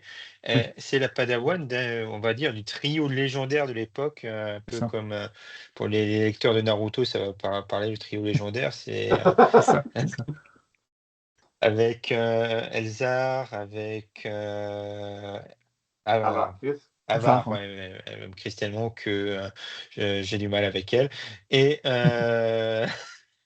et forcément, Stellan, Hmm. qui est membre du Conseil Jedi, Oui, en de plus, Ouais, ouais. mémoire.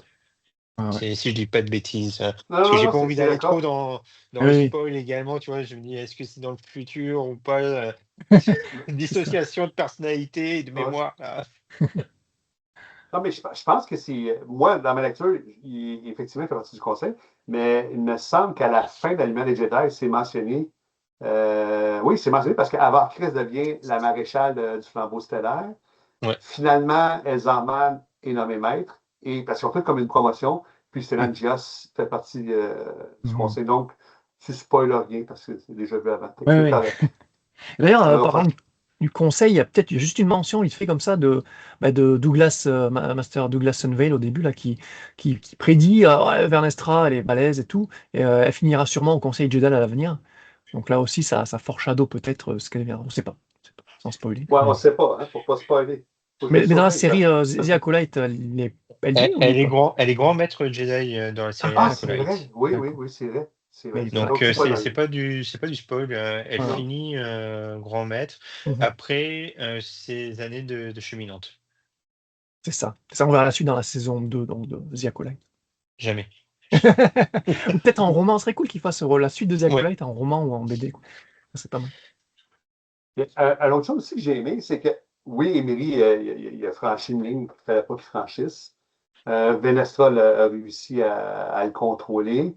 Puis c'est drôle, hein, parce que quand il pense qu'il va être annoncé qu'il y a une punition, au contraire, il annonce qu'elle va être ça va devenir son padawan. Mais je trouve ça bien parce que pour vraiment Bibliothèque verte, ça finit pas mal. Ça finit qu'il y a comme une forme de rédemption. C'est comme si tu disais aux pré-ados ou aux ados, oui, tu vas faire des bêtises à ta vie, c'est sûr, on en fait toutes des bêtises, mais c'est pas final bâton. Là.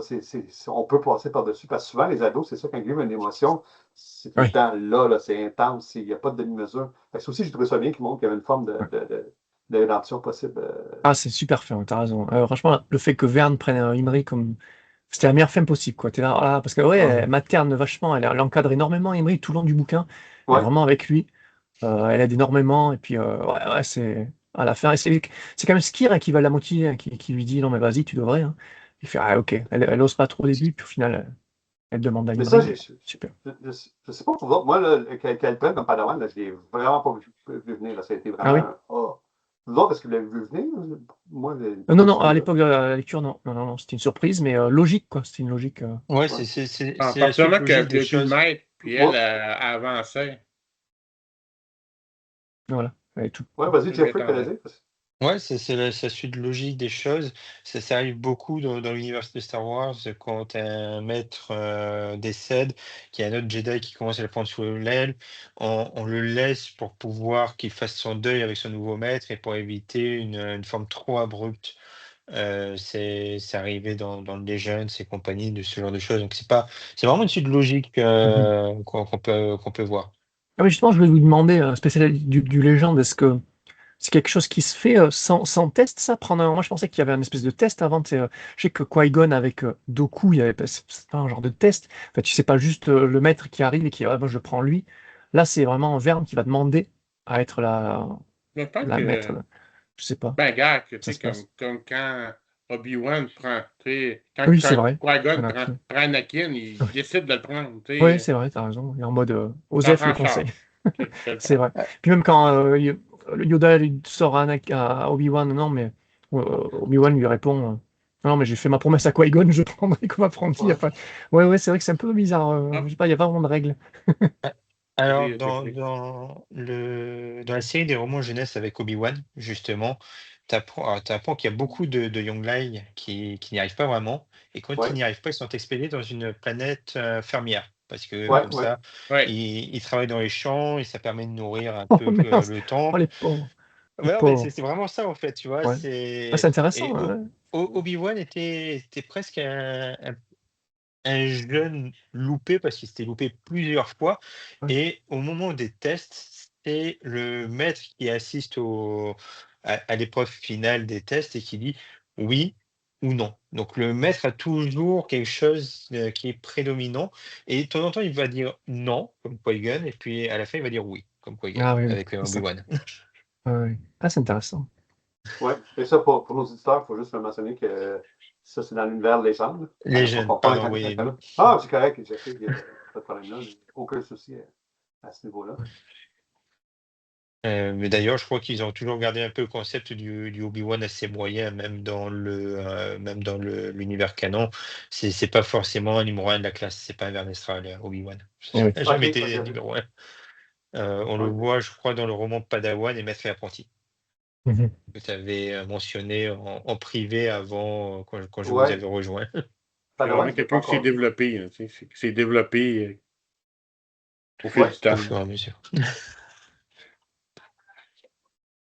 Y en a-tu d'autres qui veulent. Oui, vas-y, Jean, tu allais Ah non, parler. j'avais juste une petite note là, c'est rigolo. Alors, pareil, on va pas aller trop loin dans les spoilers, mais on est dans une période, on l'a dit, où les Nihil sont pas encore connus de la République des Jedi. Donc, c'est quoi? C'est Honesty qui en a entendu parler via son père vite fait, peut-être Imri, je crois qu'il a vu son maître viteuf en parler, mais en les mentionnant, en parlant de pirates. C'est vraiment Honesty qui a vraiment le nom Nihil, mais au début, ils ne connaissent pas, ils connaissent pas.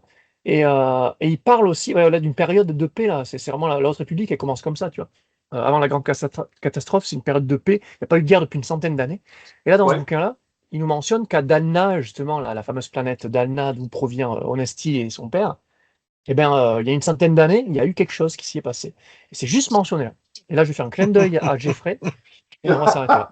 Et parce que là, à la relecture, c'est ça qui est cool de refaire ça avec vous, les gars, c'est que à l'époque, ben, on n'avait pas. Voilà, donc, notez On ça dans n'avait pas le le détail. coin de la tête. Voilà. Et à la lecture de toute notre République, t'es là, ah, ben, putain, direct dès le départ. Comme quoi, ben, en même temps, c'est 5 architectes qui travaillaient ensemble vraiment pour développer l'univers, mais ils avaient déjà posé des petites miettes avec une seule phrase, tu vois. C'est génial.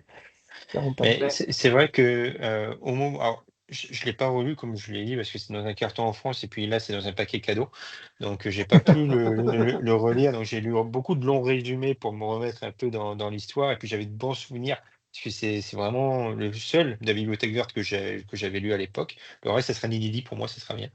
Mais c'est vrai que quand tu m'en reparles d'Anna, je fais putain, mais c'est pas ça quand même. Et puis je fais ah si c'est ça au fur et à Ouais. mesure. Et tu fais bien de Et, mentionner ça. C'est un roman, pareil, bah, vous le disiez, hein, très facile à lire, très bien écrit. Franchement, du scénario, il n'y a pas de souci. Et malgré les années, là, c'est quoi, 2021 la sortie en VO? Ou peut-être en VF aussi. Tu t'en rappelles encore, euh, quoi. ouais. Enfin, tu te rappelles de tous les événements, 2021, ouais. quasiment, des gros événements. La pluie acide, tu t'en rappelais. La catastrophe au début, tu t'en rappelais. Les personnages et tout. Enfin, tu regardes la couverture et pam, t'as tout qui te revient, les deux Nahil. C'est un des rares Mhm. romans jeunesse comme ça que tu lis qui te marque, quoi. Vraiment, je sais pas pourquoi. Si c'est l'écriture ou autre chose ou ce qui s'y passe. Ouais. Attends, C'est... j'ai un défaut, je me souviens à peu près des 6 tomes de la saga du Prince Ken. Ah, attends. Ah, on les a pas Pour lus, les ceux-là. anciens, ouais, pour vraiment les anciens, la saga du Prince Ken avec le oh, fils OK, Trio, OK. Non. avec, ouais, tu vois, j'ai encore des souvenirs de ça, Mais ça, c'est avec dans l'autre derrière sens, le non? retour du sabre de Luke et d'Anakin qu'on récupère dans le tome 1, avec la main de Vador, je crois qu'il s'appelait le tome, enfin bref, je sors j'ai une mémoire de merde sur ce qui concerne Star Wars. Je peux revenir très loin, tu vois. Je peux essayer de tirer un tiroir, récupérer un petit dossier en disant ah, des bons souvenirs. Mais ces livres-là, le Prince Ken, je les ai chez nous. Je les avais achetés à Claude. Je pensais que ça faisait partie du légende, au même titre que les jeunes chevaliers Jedi, puis là, pas du tout. Fait que si jamais tu les veux pour tes enfants, la prochaine fois que je te vois, je te les donne parce que je ne les garderai pas. Il n'y a aucun C'est problème, quoi? là. Le Prince Ken, c'est quoi? C'est une saga pas Legends? Comment? Ouais, Non, c'est non. Infinities, tu vois. À l'époque, tu sais, ils avaient sorti des comics Infinities. On peut casser le Prince Ken dans Infinities, tu vois. C'est trop D'accord. particulier. Ouf, non, non. Infinity, ça n'a rien à voir avec les jouets, là, le jeu vidéo. Non, non, non, C'est c'était Non, autre chose. non, non, non. Infinity, c'était des uchronies Ah, où, par d'accord. exemple, Des what Célia if passait du comme côté Marvel. obscur, Ah, ouais, ok. des what Ah, if. Les what if. Ah, les what if Star Wars, d'accord. Ok, ok, intéressant. Mais c'était très sympa à lire comme what if. Je crois que de mémoire, dans le Retour du Jedi, ben, Vador passe sur une armure blanche parce qu'il revient du côté lumineux et puis il reste. Ah, euh, c'est euh, weird, c'est weird. Ah ouais, c'est carrément. très moche parce que moi, j'aurais changé d'armure. Quitte à ce que Anakin bascule dans le côté lumineux, j'aurais changé l'armure, Ah j'aurais oui, pas gardé l'armure emblématique. Bon, ça, c'est c'est un autre vrai. débat. non, effectivement. Mais, tu sais, comme vous disiez, c'est très linéaire. Mais c'est comme. Ce qui est le fun, c'est qu'il ne résout pas des problèmes d'adultes, mais en même temps, les problèmes qu'il résout se tiennent. Comme on apprend que les Nihil, si on fait ça, c'est parce que c'est tout simplement qu'ils ne voulaient pas. C'est quoi déjà le mot d'appel? Pas, je pense. Pas, Euh, d'où est-ce qu'il vient Honesty? Eux, il est Dalna. encore, c'est ça, il est encore indépendant. Puis c'est ça parce que ça les emmerde, là, les Nihil, que le fameux arrive, parce que ça empiète sur le territoire. Fait que, oui, c'est une raison qui était simple, mais qui se tenait, c'est qu'ils ne veulent pas que ils passent du côté de la République parce que c'est là, en guillemets, leur territoire. C'est tous les trucs comme ça que j'ai mis. C'était pas des choses complexes, mais qui se tenaient. Là. On tombait pas dans. C'était pas enfantin comme lecture. Là. Alors, on met une pause sur vraiment cette conversation parce qu'on risque, bien malgré nous, de spoiler, je pense, bien en Ah, avant. OK. En fait, là, tu t'en parles, j'ai envie de te répondre, j'ai envie de rentrer dans l'air. Je pense que Jean est comme moi, il a envie de Ouais, mais partager moi, beaucoup de si tu parles choses. là, on n'est pas plus avancé. Je vais te laisser en parler avec Jean, mais moi, je ne veux pas me faire spoiler. Parce que. Voilà, non, mais c'est pour ça, c'est pas que je veux pas répondre à ça, tu vois, OK. j'ai envie, tu vois, mais non, OK. je me Ils retiens veulent pas par te respect. mentir, Jeff. Ils veulent pas te mentir. Parce que on va vous raconter une petite histoire. Il y a quoi, 2, 3 ans, on fait un podcast, ça s'appelait la famille Skywalker. Puis là, on tombe sur la période de la Haute République. L'autre, à cette époque-là, n'avait pas du tout lu la Haute République, pas Ah la Ah Haute ouais. République, mais pas la période de. le Nouvel Ordre Jedi, excuse-moi, pas la Haute République, le Nouvel Ordre Jedi, il n'avait pas du tout lu ça. Mais là, moi puis Max, je pense que ça doit faire 10 ans qu'on cherche quelqu'un avec qui jaser le Nouvel Ordre Jedi. Hey, on part, là. Puis là, on sort toutes les histoires, là. Là, j'avertis les gens, là, si vous n'avez pas lu, débarquez. La mort de Chewbacca, la mort de tout. Ah ouais. Là, à un moment donné, là, à l'écran, là, Claude est parti, il est même plus là. Tu m'étonnes. J'ai fermé ça. Ça a commencé avec le son. Là, d'un coup, il n'est plus là. Il était plus là. Il était plus là. Il était parti, il a fermé sa caméra. Non, mais on avait passé leur Jedi, on était rendu à l'héritage, au destin. Ouais. On Ah oui, quand même. avançait Ah, nous non. autres, là. Oh non, on était très, très motivés, là. On était content de pouvoir enfin en parler avec quelqu'un. C'était trop long. Mais- Mais, oui.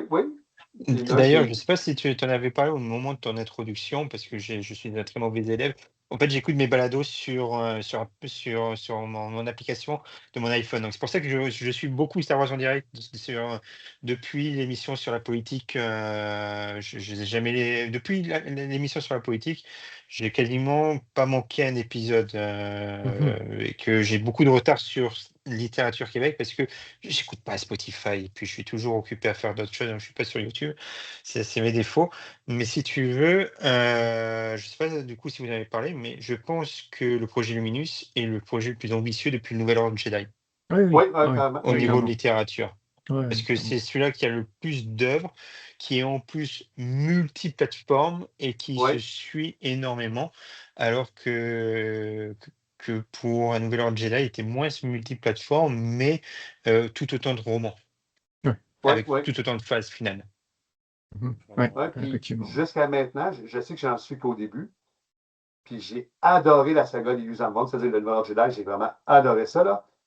Mais jusqu'à date, j'aime mieux la Haute République. J'aime vraiment, comme tu dis, le concept BT, manga, tout ça, qu'on peut les revoir sur d'autres angles. J'adore ça. C'est bravo, là. C'était très ambitieux. Il aurait pu se casser la gueule, mais jusqu'à date, là, ils ont très bien réussi. Là. Ouais, ouais. Il y a plein de Et clins on d'œil à. est, Vas-y. Pardon. pardon, excuse-moi, ouais, on est vraiment sur quelque chose de cross-platform et qui va rattraper certaines choses également de la post-logie pour remonter des informations. Le SANTK, le fameux SANTK qu'on a parlé en privé et avant la vidéo et compagnie, qu'on retrouve, qu'on apprend des choses et qu'on fait Ah, mais c'est génial en fait. Tout ça parce que d'un autre côté, les romans, les comics rattrapent certaines choses. Ouais, ouais. Et Ouais, les séries carrément. aussi. Carrément. Est-ce qu'il y Souvent reste même. d'autres choses avant de passer à la période de donner sa note? Bah, alors, tu parlais de liens entre œuvres, et là, bah, à la fin, ça nous a pas manqué le fait que Skir et Kiv, c'est les deux héros de la série de Cavan Scott, de Ouais, comics, et on mentionne même qu'ils viennent de Shoridan, la planète, qu'on voit dans le comics. C'est là où on nous introduit dans le tome 1 les deux personnages sur Shoridan, donc on nous dit qu'ils viennent de là, donc c'est rigolo. Donc des liens comme ça. Il y a quoi d'autre? Bon, les Staros, évidemment, c'est un Staros, tout ça. J6, ben voilà, J6, si vous avez lu Cheminante, vous savez qu'est-ce qui advient de J6, ça c'est très cool aussi. Ce que va faire Verne de J6 et tout, enfin, même le nom du vaisseau de Verne dans Cheminante, là, voilà, je dis juste pour ceux qui ont lu Cheminante, mais ils comprendront, c'est vraiment intéressant. C'est des petits liens directs là, tu vois. Donc, et Cheminante, donc c'est Jacinda Harland, donc tu vois, de 2021 à 2025, tu vois, elle a continué de développer ses personnages, là, c'est super intéressant. Et puis on la reverra sur pas mal de jeunesse où elle reprendra ces personnages-là, notamment Verne, donc ça c'est cool. Et Vernestra Jeunesse, mais également Young Adult. et Young Adult également. T'as raison, t'as bien fait de le préciser, Jeffrey. Et ouais, comment Vernestra, elle provient, elle, donc elle est sur le vaisseau en début de roman, là, mais elle venait d'un temple de la planète Enestia. Et Enestia, c'est une planète créée par Justin Ireland, justement, dans son roman Lando's Luck. Lando's Luck qui se passe du temps de Lando, mais version de Donald Glover, c'est ça? Version film solo, encore une fois. Donc, OK. encore une fois, pré-épisode, pré-trilogie originale, quoi. Donc, t'as vu, ça garde les noms comme ça. Il y en a plusieurs comme ça. Mais Dalna, à la base, c'était une planète que Cavan Scott avait créée pour Doku Jedi Lost, son fameux audiodrama, qui n'a jamais eu de traduction, malheureusement. Mais voilà, Ah, Dalna, j'ai donc il tellement hâte reprend. de le lire, ça, mais Ouais. en français. Voilà. Après, t'as quoi? T'as Glenna Keep, voilà. On dit qu'Avon, elle veut aller rejoindre la scientifique, elle veut devenir apprentie scientifique de Glenna Keep. Et Glenna Keep, ben, on en a parlé. Dans Alors, je la sais pas, nouvelle. non, on en parlera plus, Ouais, on en parle dans plus une tôt. nouvelle, là. Voilà. Dans la Pardon? Oui. nouvelle, voilà, la nouvelle de Justin Ireland, elle avait ce personnage-là aussi, tu vois. Donc, Oui, oui. elle fait des liens. Et en plus, Glenna Keep, ce qui est rigolo, ben, je sais pas, Jeffrey, si t'es à jour sur les comics canon, mais il y a un personnage du comics qui s'appelle Lompop, Deva Lompop, voilà, qui est une espèce de race, ça s'appelle des Shani, et c'est la race de ce professeur-là, du professeur de Avon Staros, quoi, Glenna Keep, qui est une espèce Ah, je t'ai- d'humanoïde serpentine avec une espèce de bouche énorme qui dévore ses victimes. C'est Hmm. excellent, avec des espèces de plumes colorées sur la tête. Et donc tu vois, c'est le personnage qu'elle reprend, qu'elle a créé, je crois qu'elle a créé pour Spark of the Resistance, encore une fois, donc qui se passe post-épisode 8. Donc tu vois, c'est un Hmm. personnage, c'est une race qui dure très longtemps, quoi, de la Haute République jusqu'à la postlogie. C'est le même personnage, quoi. Donc c'est intéressant de voir ces petites miettes comme ça, ce petit Justina Ireland verse qu'elle réutilise comme ça, entre autres, hein, parce qu'elle utilise plein de trucs d'autres romans aussi, donc c'est cool, quoi. Voilà, voilà. Oh, c'est Les super lire, bien. c'est génial. Non, j'adore ces liens-là, mais Ah ouais, c'est c'est ça, top. tu sais, tu avais commencé à m'en parler, puis pour ceux qui ne le savent pas, là, je suis sorti du garde-robe. Non, c'est pas vrai, je suis pas sorti du garde-robe. J'ai accepté la conversion vers le canon. Parce que, Ça y est, on l'a ouais, eu. ça y est. Mais, tu sais, comme je disais à Marc, au début, dans tout ce OK, j'ai pas lu de postologie, je vais être honnête avec vous, mais tout ce que j'ai lu dans le canon, j'ai tout trouvé ça très bon, à l'exception de Maître et Apprenti, que j'ai trouvé ça bon. Mais le Ouais. reste, là, mon Dieu, c'est bon. Puis, toi, tu me dis, ah, Jean-François, il y a ça, puis ça revient ça. Puis Jeffrey, lui, m'a carrément dit, tu sais, la postologie, c'est ordinaire, mais les romans viennent tout Mais oui, expliquer. Hmm. complètement. Fait que, complètement d'accord, fait les que c'est frères. pour Ouais, ça que ouais. j'ai accepté Ouais. de Ce convertir. qui est, Mais là, ce qui est con, ouais. Ce qui est con, parce c'est ça. qu'à l'époque, tu avais les romans viennent étoffer les films qui sont déjà pas mal, tu vois, les 6 premiers, qu'on aime tous. Et Ouais. là, alors voilà, les films sont comme ils sont, la postologie, on les aime ou pas, mais faut lire la littérature pour compléter les Apprécié. films. Voilà, Film de plus apprécier les sang, films, quoi. puis C'est un effort à faire supplémentaire, quoi. Mais tu ris, moi, au contraire, ça alimente mon appétit. C'est Oui, ça que mais, j'aime. J'aime apprendre, ouais. j'aime comprendre, puis savoir, Mais OK, pourquoi, ouais. Pour les fans de pourquoi c'est ça qui littérature est comme arrivé. toi, c'est normal, Ouais, quoi. ouais. Quand t'es fan de littérature Star Wars, mais quand t'aimes pas lire et quand tu veux te contenter que des films, mais la première critique, c'est je vais pas me taper un bouquin pour Non, c'est ça. m'expliquer la politique du film, machin. Bref, c'est un peu dommage, quoi. C'est des trucs qu'on Mais aurait voulu par voir dans le contre, film. le défaut, c'est que alors, Disney s'est tellement concentré sur certaines époques que maintenant, ces époques-là sont complètement bourrées. Je trouve, par exemple, entre la trilogie Riposte qui est ce qu'elle est, qui s'améliore au fur et à mesure des tomes, et la nouvelle série Star Wars en comics, comme la bataille of Jakku en comics, je trouve que ça se passe pas bien. Ça fit pas bien. Il y a des Ouais, choses qui s'embriquent pas bien, tu vois. C'est pas un bon Tetris. Là, ils arrivent sur la fin où ils vont perdre, en fait. ouais. C'est ça. Ouais. À Et, force de trop vouloir développer une certaine période, t'as des contradictions, t'as des problèmes. Ouais, par exemple, effectivement. dans la trilogie Riposte, ils donnent l'assaut sur Jakku, sur la nouvelle planète qui se trouve sur la bordure médiane ou la bordure extérieure. J'ai pas lu Oui, Riposte. Ah, pardon. attention. Mais c'est juste un petit détail, parce que OK. bon, la bataille de Jakku est fixe. Mais si tu veux, ils le donnent sur une petite planète qui va devenir la capitale galactique parce qu'ils veulent plus que ça soit Coruscant le centre de l'univers, donc ce qui est correct. Dans le comics, ils le font sur l'ancienne planète qui est Chandria. Et dans le comics, ils restent sur Chandria et je comprends pas pourquoi. Et je vois ça, ça me frustre. C'est ça. Mais dans notre République, il n'y aura pas beaucoup ce genre de contradiction, parce que justement, les C'est 5 vrai. auteurs principaux, et donc les 3-4 autres qui vont se rajouter après, je sais pas, communication entre eux, et puis le fait que ça soit que de la lit, quoi. Tu me diras, là c'était la littérature aussi, mais disons que c'est une ère inexplorée encore, et du coup, c'est bien imbriqué, quoi. Tout ce qui est Ah oui. manga, comics et tout. Et c'est comment? On aime dire ça avec Francis, c'est ultra, comment on appelle ça? J'ai plus le nom là en France. Ultra valorisant, tu vois. Quand tu tapes tout, quand tu vois des petits clins d'œil à tel truc, tu es là, ah, c'est sympa, machin. Alors évidemment, celui qui est trop sélectif dans ses lectures, bah, il va rater ça, mais ça va pas en enlever la qualité non plus, quoi. Mais pour les complétistes, c'est ultra gratifiant, voilà, chercher le nom, gratifiant de, ouais, d'être complétiste dans notre République, quoi. Bref. Et Dans Jean-François a tout, déjà vécu ça, quoi. parce Oui, dans tout, que ouais, dans tout. Rise of Skywalker, on voit quoi? On voit Luke avec Santeka et Ben Solo en train de visiter un ancien temple qui datait de la Haute République. C'est pas vraiment du spoil, c'est dans le premier Ok. chapitre. D'accord? Avant, Je sens tu aurais que. levé le Je doigt, sais, ouais, c'est ça. mais non, c'est dans le premier, c'est dans le premier issue, Mais donc je c'est te pas fais une vraiment. promesse, Jeffrey. Je veux lire Rise of Skywalker. Qu'est-ce que je dis? Rise of Kylo Ren. Donc, on va le faire. Promis.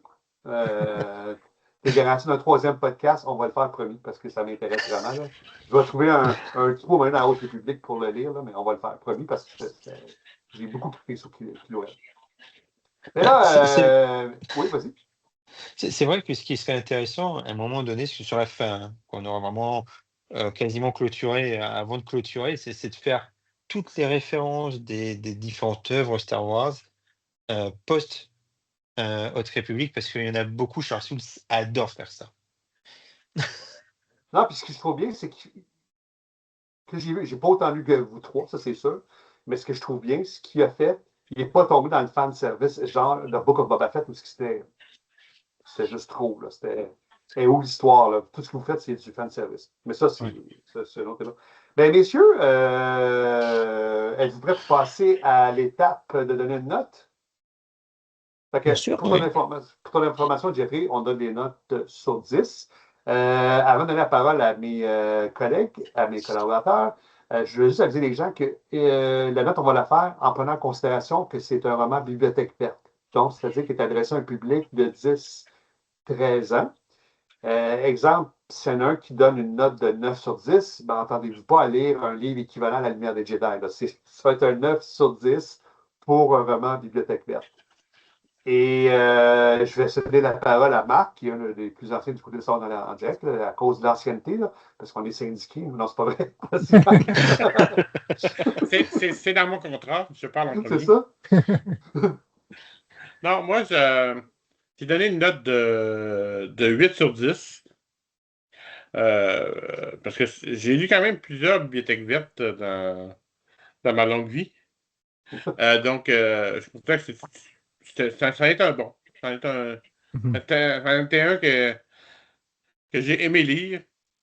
Donc, c'est pas fantastique, mais c'est agréable d'un bout à l'autre. Et j'avais hâte de lire la suite, pour savoir où est-ce qu'il allait terminer, jusqu'où est-ce qu'il allait se rendre par rapport aux autres choses que j'ai lues par rapport à la Haute République. Et moi, de respecter le fait que même si c'est un bibliothèque verte, un peu tout ce qu'on a dit depuis le début, ben, ils ont traité l'importance de l'histoire, tu sais, par les petits détails, comme si c'était un roman jeune adulte où ils ont mis des éléments pas importants, même si c'était un roman jeunesse. Donc, ça fait vraiment partie tu sais, vraiment de toute l'histoire de la Haute République. Donc, c'est le fun. C'est pas juste une histoire à côté pour les jeunes. Non, non. Ça fait, si tu veux voir l'histoire de la Haute République, il faut que tu le lises. Ouais. Déjà, ça, c'est de respecter le public. Donc, ça, j'ai aimé ça. Parfait, merci. Là, on va y aller encore une fois là, par respect de l'ancienneté, Jean, même s'il n'est pas directement avec nous. Vas-y. Ben, pareil. Moi, je trouve ça excellent. Alors, pour les jeunes enfants, comme pour les moins jeunes enfants, comme nous, hein, écriture est très bien adaptée pour le lectorat cible. Et on n'a pas noté beaucoup de points négatifs, hein, à l'intérieur. On parlait du bouquin, mais on n'a Non, jamais c'est trop vrai, hein? râlé sur quoi que ce soit.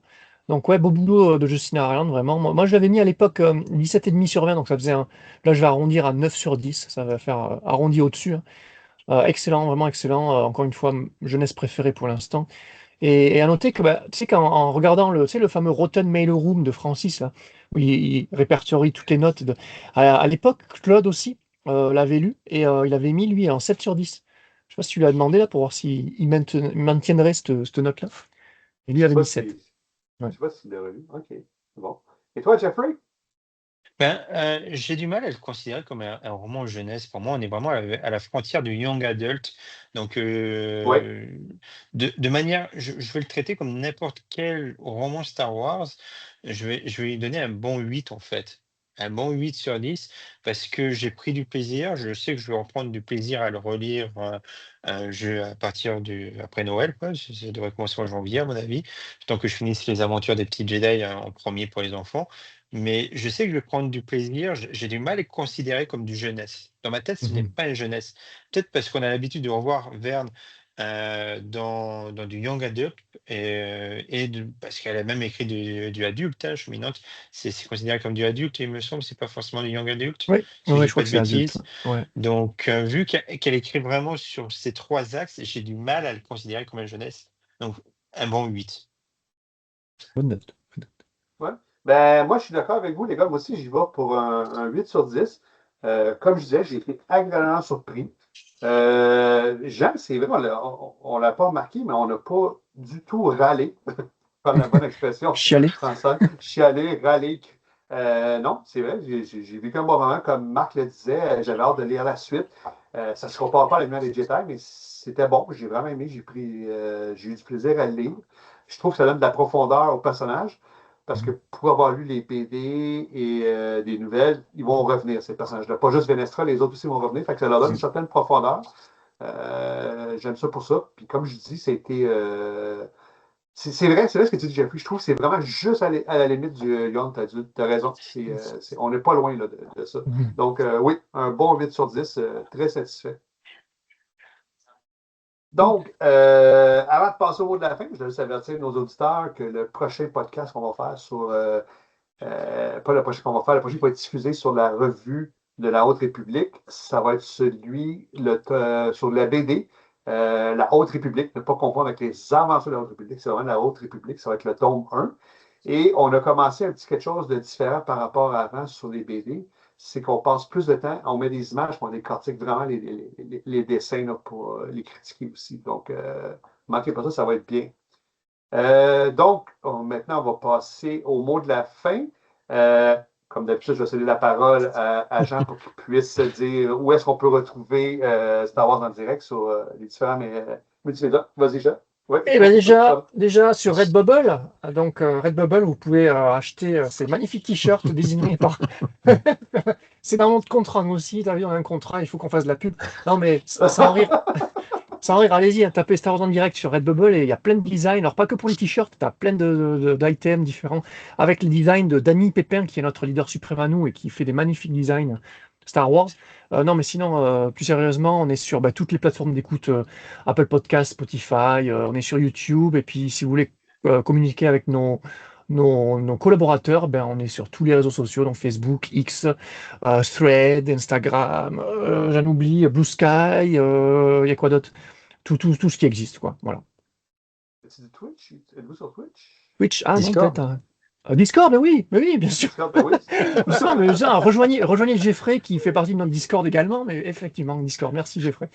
Twitch, non, ça me dit rien, je pense pas, je crois pas. Bref. Et je vais laisser Marc, qui est très, très bon aussi là-dedans, nous dire sur quelle plateforme on se retrouve. Marc? OK. Nous sommes sur Facebook, Instagram, Spotify et YouTube. C'est ça. Donc, Sur Star est Wars là-dessus. Littérature Québec ou SW Littérature Québec. On a l'habitude d'aller sur plus de plateformes. Ça va venir éventuellement. C'est le but. Avant de vous quitter, un gros merci, les gars. Un gros merci à Marc, un gros merci à Jeffrey, un gros merci à Jean. Merci. Jean, qu'on sait qu'il n'a pas du tout un horaire occupé avec Star Wars en direct, qu'il a tellement de temps devant lui.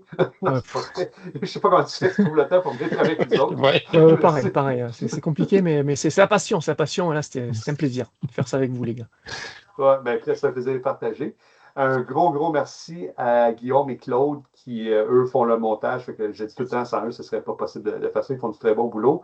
Et un autre gros merci à Claude qui a tout monté Star Wars Littérature Québec, qui a permis que ça se rende jusque-là. C'est lui le fondateur. Fait que s'il ne serait pas là, on ne serait pas là en ce moment pour leur dire de ça. Donc, sur ce, je vous dis, si vous avez aimé notre émission, ben, n'hésitez pas à mettre le pouce, n'hésitez pas à mettre des commentaires. On finit toujours par venir répondre à vos commentaires. Et voilà, le pouce, voilà, tout le monde le faire. Fait que sur ce, je vous souhaite une bonne soirée à tous. Bonne soirée.